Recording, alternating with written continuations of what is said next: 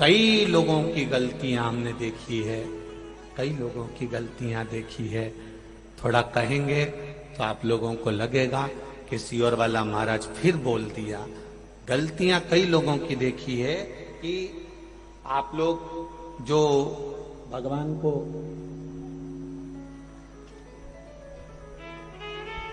ये शिवलिंग, ये पीठिका, ये शिवलिंग है, ये पीठिका है, ये जलाधारी, ये पीठिका जो है जिस पे शिवलिंग रखा हुआ है, ये माता पार्वती जी का हस्त कमल।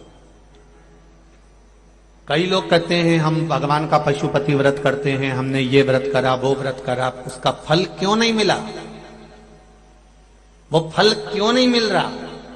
उसका कारण केवल इतना सा है कि तुमने जो प्रसाद के 3 हिस्से करे, वो तीनों हिस्से इस पीठिका पर रख दिए, या दिया जलाकर इस पीठिका पर रख दिया, या नारियल इस पीठिका पर रख दिया, फल इस पीठिका पर रख दिया, सामान इस पीठिका पर रख दिया। ये पीठिका जिस पर भगवान शंकर का शिवलिंग रखा है, ये पार्वती जी का हस्त कमल है। इसको अच्छे से समझ लो, ये माता जानकी जी का हस्त कमल है, माता पार्वती का स्थान है। दिया इस पर मत रखना। 3 हिस्से प्रसाद के करे तो जमीन पर करो, इसके ऊपर रखकर नहीं। 3 हिस्से में से 1 हिस्सा भी इसके ऊपर नहीं रखाना चाहिए। भोग भी लगाओ तो नीचे रखो, उसके ऊपर नहीं, पीठिका पर नहीं।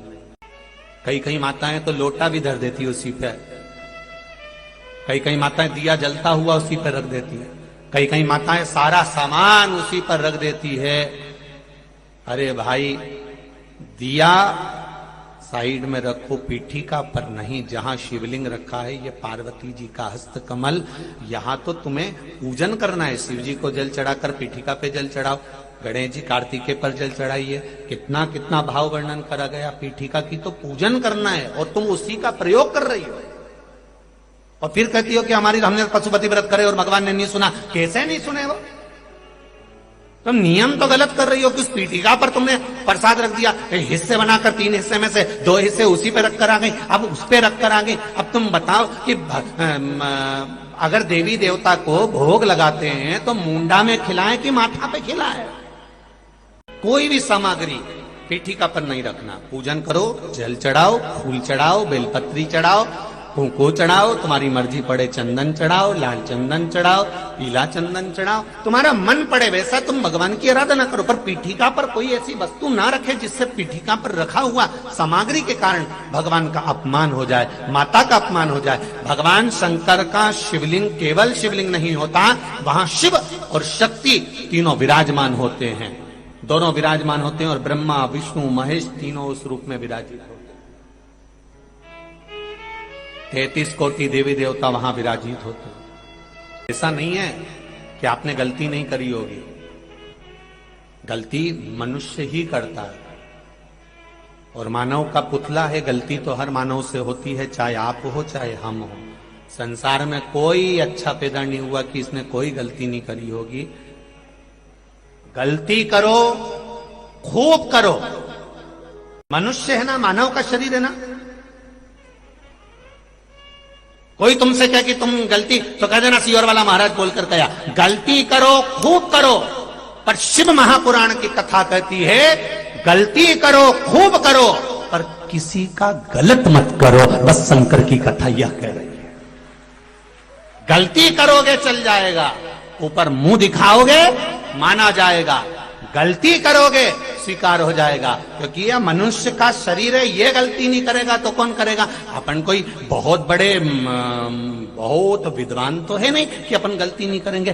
गलती करो, खूब करो, पर किसी का जिंदगी में गलत, जम के बोलो, मत करो।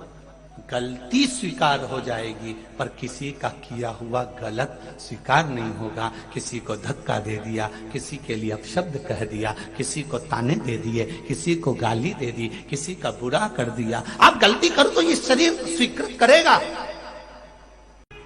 पर गलत नहीं करना हमको कि उसके लिए हम गलत सोचें, उसके लिए हम गलत विचार करें। कोई आपको अगर अपशब्द भी कहे, आप उसके निर्णय का इंतजार करना, आप रुकना जरा, आप अपशब्द मत बोलना, आप उसके निर्णय का इंतजार करना। कुरुक्षेत्र की भूमि में आज भी रिसर्च करा जा रहा है कि भगवान कृष्ण ने जो गीता का ज्ञान दिया था, वो गीता का ज्ञान कुरुक्षेत्र की वायुमंडल में आज भी भ्रमण कर रहा है। उस गीता के ज्ञान को पकड़ने के लिए ना जाने कितने यंत्र कुरुक्षेत्र की भूमि पर लगाए गए हैं, उसको पकड़ने के। क्योंकि शास्त्र कहता है, भविष्य पुराण कहती है, अग्नि पुराण कहती है, हमारे मुख से जो निकलता है वो कुछ दिन में घूम कर वापिस हमारे पास में आ जाता है। आप किसी को कुछ बोले हो, वो पलट कर हमारे पास जरूर आएगा। आप 7 ताले में बंद होकर किसी की निंदा कर दीजिए, उस तक पहुंच जाएगी।